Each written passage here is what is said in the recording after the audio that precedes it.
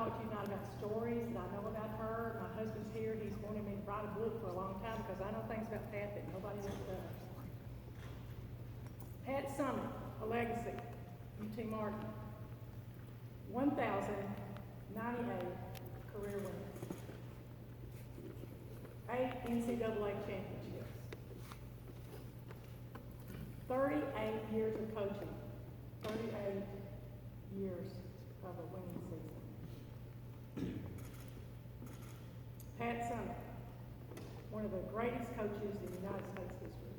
She'll go down as that. She went down as that. I want to ask you a question. Who will cry when you die? Have you ever thought about that? Can you count them on one hand? Can you count them on two hands? Can you not count them at all because there's so many people? Well, when Pat Summit died, a whole crowd of people were crying at her funeral. And I was one of them. And I'm not a crier. She made a difference in the lives of young women, and she decided that when she was introduced at the Basketball Hall of Fame, when she was inducted, she said this. She said, all I want to do is to make a difference in the lives of young women. And I think that she managed to do that. Let me tell you about a girl named Tamika Catchings. If you don't know who she is, Google her. I'm not going to spend my time telling you she was a great basketball player. Tamika was one of Pat's best players of all time, and she got caught shoplifting. And Pat benched her for obvious reasons. Well, the next time that Pat had an away game, she started Tamika. And when they walked into the gym, the whole student body had sacks over their heads. And so they were making fun of Tamika Catchings and her slight error in being caught shoplifting. And so how do you think you would feel if you walked into a gym and that had happened to you? You'd made a mistake and the whole student body was making fun of you. They all had sacks over their heads. Well, Pat went, pre-game talk, she went to Tamika and she said, you're starting. I know this is tough, but you're going to have to start no matter how you feel. So she started, and after that, she went to talk to her in her dorm room, and she saw a kind of funny look out of her eye, but she found out that Tamika had other problems. So the rest of her career, the rest of her years there, the rest of that year there, Pat went to her room, and an hour before the game, she talked to her, and she explained to her that no matter what happens in life, whether it's good or whether it's bad, you have to carry on. Pat had a saying, right foot, left foot, breathe, repeat. And that served her well in her last 5 years of life. Right foot, left foot, breathe, repeat. Let me tell you about Shaniqua Holtzclaw. Do you remember that name? You saw her on television a lot. Shaniqua had her whole family come into town for a game in Knoxville, big time in Knoxville. 80 plus members of her family came to a certain game, a real tough game. Well, she broke curfew. Pat benched her. She was a starter. Do you think that would happen today? Let me tell you about Lori Johnson. Lori Johnson was the number 4 WNBA draft pick in 2012. Lori Johnson had a struggle whether to go to Tennessee or to go to UCLA. She narrowed it down to those 2 schools. This was before her WNBA career, of course. But she was really, really talented. So she went to UCLA first, and when she got there, she saw that it was the women's turn to practice, and the men were playing a pickup game. And they took precedence over the women's practice. She's going, I don't like like this too much. So she went to Tennessee, and she witnessed when Pat went to practice. Nick and Kathy, you probably heard about this or have seen it yourselves, but when Pat would park her car in her parking place, she got out and the students would part, just like the parting of the Red Sea. I know you don't believe me, but it's the truth. They would part and just watch her walk to practice because she was focused, she was looking down, she had her shoes in her hand, and it was just like a ritual. Every day she went to practice. What did Pat do for these people? She carried a torch for them in their time of darkness. I want you to think now of a person who's brought a torch to you in your time of darkness. Has anything ever happened to you that's been so bad that that one person showed up with a torch in their hand and gave you some light? I see some.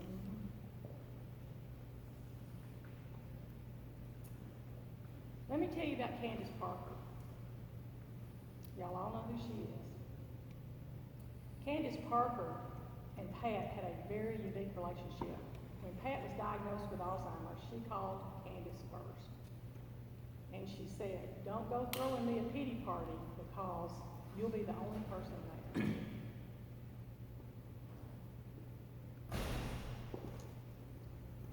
Candace and Pat always talked to one another.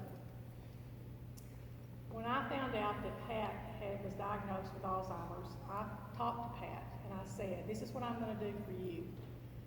I'm going to send you pictures, I'm going to send you stories, I'm going to send you all kinds of memorabilia to make you understand and remember what is going on in your lifetime." And she said, "Okay." And the reason I did this is this reason right here. We were standing on this block, this far block down here. And she said, I want to go outside. We had just run sprints. And remember, we had tryouts. We didn't have scholarships. When we started playing, Pat's a year older than I, and she had masking tape for a number. When I got here, we had we had cut out fabric and put numbers on our jerseys. But we were down here, and she said, "I want you to go outside." So we went out here, we went out these doors these weren't the real doors, these were all bleachers, but we went outside, she took me out back, and she said, "Okay." She gave me her mantra. 4 words: do the right thing. We were vying for the same position. And I said, "What do you mean?" That she wasn't famous then at all. I mean, when she came to campus, she'd look down. You know, she was introverted. I know y'all don't believe that either, but that's the truth. But she'd keep looking down, and she took me out back, and she said, "Listen, I want to play post, and you want to play post." And I said, "Mm-hmm." And she said, "Do the right thing. You let me play post, and you play 2 guard, and everything will be okay." I said, "Sister, you're gonna have to earn your keep. You know, I'm not gonna do this. I'm not gonna agree to this." So she did it a second time. "Let's go out back. Let's talk." She had said the same thing. "Judy, do the right thing. Do the right thing. Just let me do this." I said, "No." And so for the 3rd time, that last time, she took me and she said, let me make a bargain with you. If you'll let me play post and you play 2 guard, someday you'll be glad you did that. You'll be glad you made that decision." I said, "Yeah." So surely enough, she played post, I played 2 guard, and I spent my time passing her the ball. So when 76 rolled around, when 80 rolled around, and 84, when she won the Olympics and she carried that torch, you know, what was I saying? During the Olympics, she, I'm trying to think what my train of thought was. Well, anyway, she went to the Olympics, and you know, she never ever made it a big deal. She never thought too much of herself. She always thought, she never changed expression when they won, never changed expression when she lost. Candace, she taught that to Candace. Parker, she always, you know, she was never puffed up. But when she was diagnosed with Alzheimer's, I told her I would do those things for her, and I did. But she also, when she told me out back that she would remember me, she did. And that's what I was getting back to. what she did for me and for Johnny, and she told me, she said, when she told me out back that she would do anything she could for me and that she would make me proud that I made the decision that I made. When she passed away, she gave Johnny and me a seat in a box seat for her funeral. And we were not expecting that. But because of her loyalty, her fierce loyalty, she did what she always said that she would do. And we will never, ever forget that. Her mother made all the team a 7-layer red velvet cake whenever we had a game that she could attend, which was a lot of them. And you know, the last thing you want to do is eat red velvet cake before a game. But, you know, Pat was making sure that we ate it. There's something I want to tell you right here, and I played in this gym, and believe it or not, y'all think it's antiquated, it is. But right down here, I want to tell you what a strange story about Patty. It's in her last book. She didn't ask my permission at all about it. She just did it. But we were playing some team, and it's odd that you don't remember the names of the girls or the names of the teams that you played. You just remember the memories. Well, we were on the sideline, and she was our assistant coach. Nadine Guerin was the coach. She was really our assistant. Pat was. And she told me, she said, if you don't draw blood on number 33, I remember the number, she said, I'm going to sit your butt, she didn't use that word, butt on the bench. I said, okay, no problem. So I went back in, and I tried my elbow first, then I tried something else, and the third thing I tried was the heel of my hand. It was right over there, the heel of my hand, and I put the heel of my hand up on the girl's nose, and blood spurted everywhere. It was all over the floor, and somebody had to come in and, you know, get it all up, and so at that time, before we went over to the bench, when that happened, I got teed up. The referee teed me up, and I took that. And I had the ball in my hand, my right hand. And Fisher came up to me, and he said, I need that ball. And I said, this ball? And he said, yes, ma'am. And I said, you'll have to go get it. And I took it, and I put it the length of the court. It was horrible. Another team set me down on the bench. I was so mad. They would not call fouls on Pat because at that time she was the golden girl by that time. Well, I went over to the bench, and Pat went like this. Why did you do that? I said, because you told me to. And she said, I didn't mean it. I said, you shouldn't have said it. And in the book, she gives that story, and what she did was she decided at that moment in time that she needed to pay attention to her tone and voice and how her tone made people jump through hoops. And I chose this chair to put my stuff in because I was standing right here, and she was standing to my right. And if you'll notice, there's a picture out there. We both play volleyball too. Pat's always on my right, or I might be always on her left. But she had to have a group around her all the time. It's a very odd phenomenon, but she always felt very needful of having people around her all the time. I was standing right here, and Pat was here when Debbie Giles walked through those doors. She's an icon at UT Martin. She was a long-time athletic director. She came out and she said, Pat, I've got some news for you. She had all this lined up on this line right here. And she said, I want you to know that you've been offered the job at the University of Knoxville to coach the women. And she turned to me and she said, now why would I want that? And she said, and then she said, I don't even have my master's. And I said, they don't care.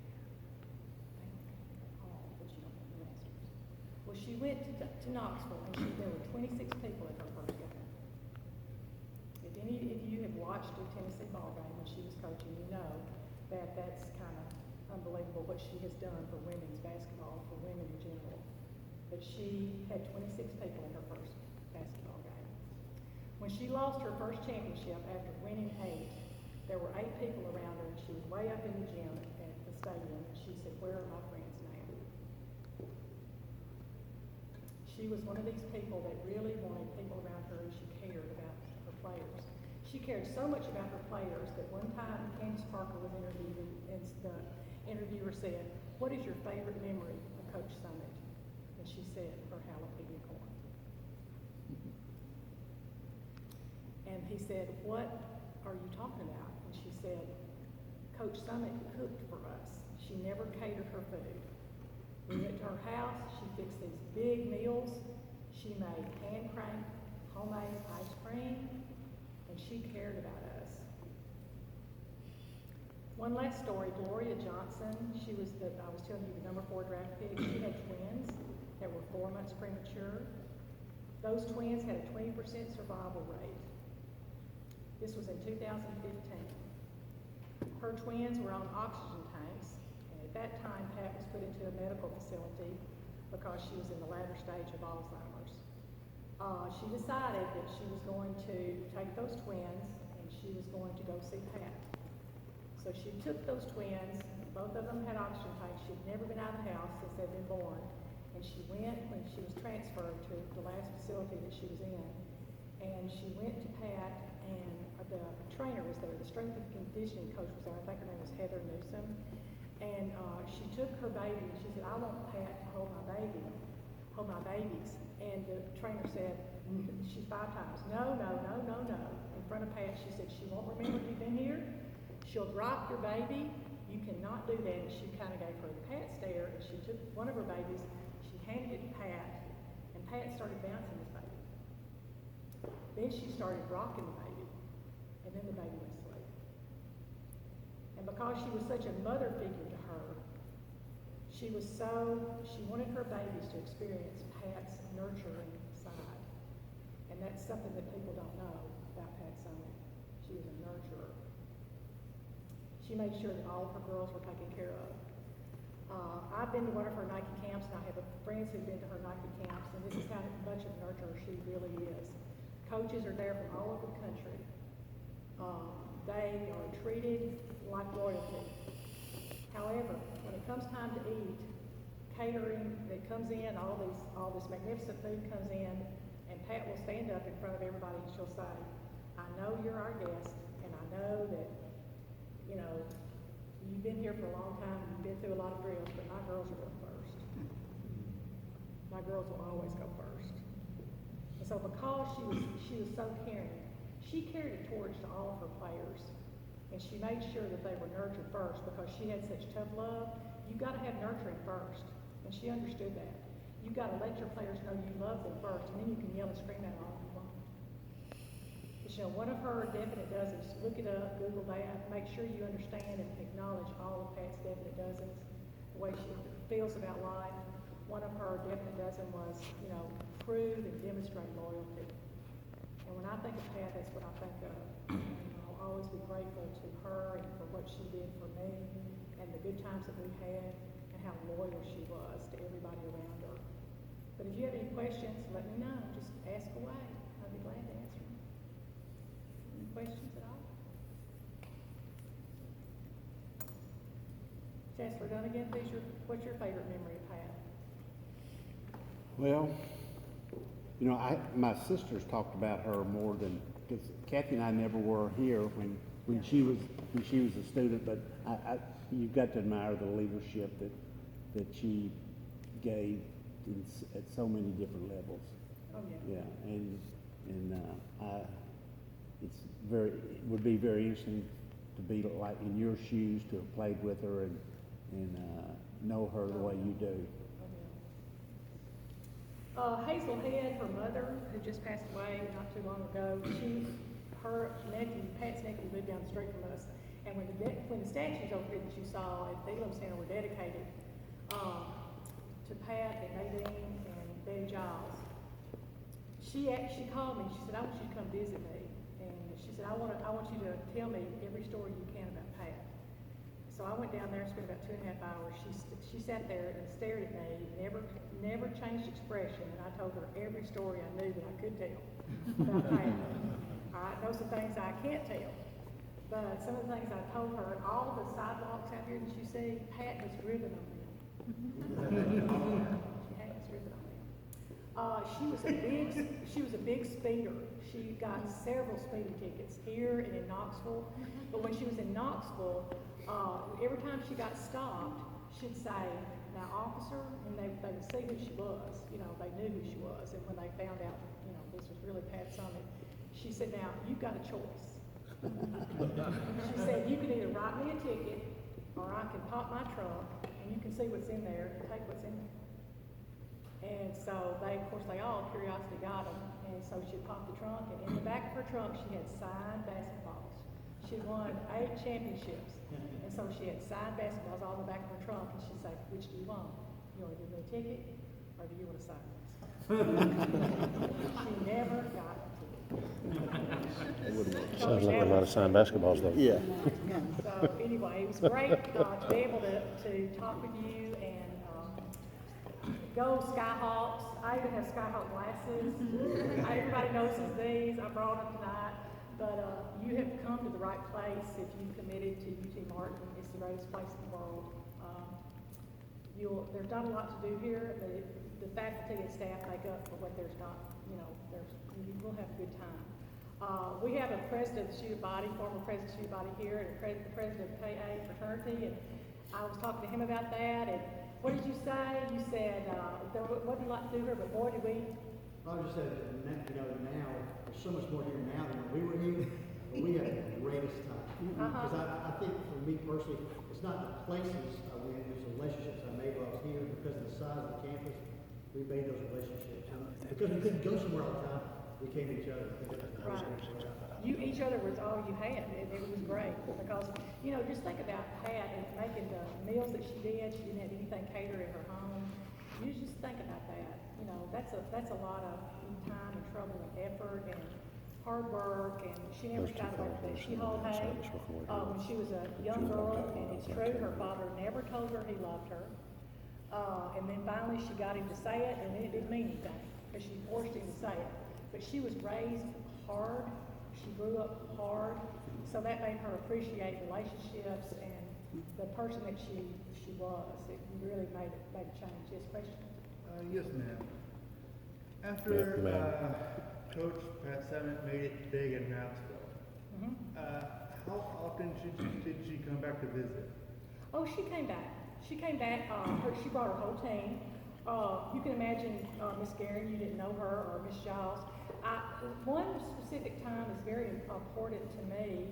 She brought her whole team, and Candace Parker was on that team. And we had a big dinner in the ballroom, Russell Bucket Ballroom. And before she spoke, she had a song played. This is Pat. And you got to understand, she's mighty and fierce, but she had a real tender soft heart.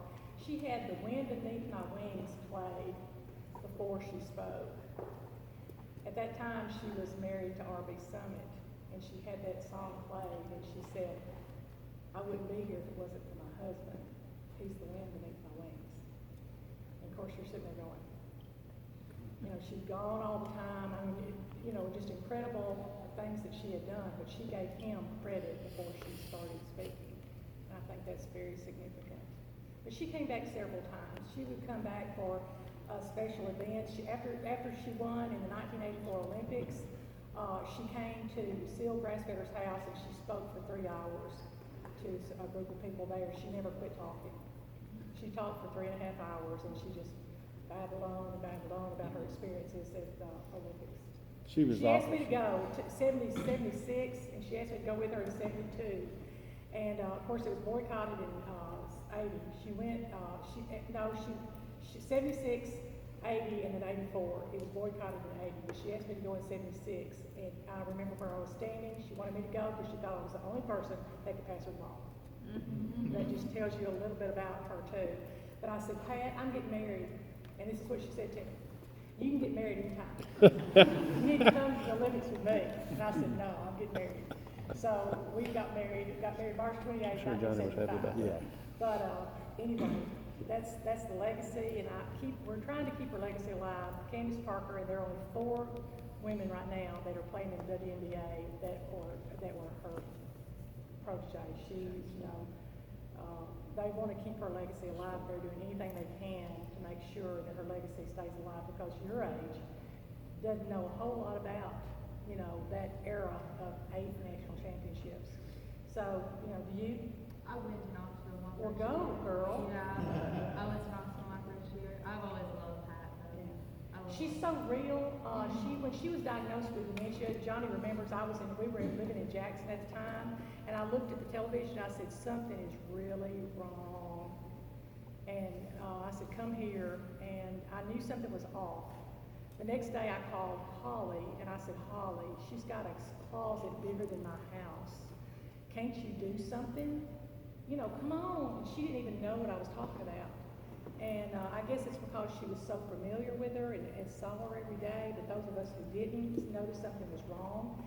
And surely enough, right after that, you know, she was diagnosed with early onset Alzheimer's. But, you know, I did keep up with her all that time up until the very end, and I did keep my word. I was sending her stories and pictures and texting her things. But, any other questions? Well, thank you so much, Jamie.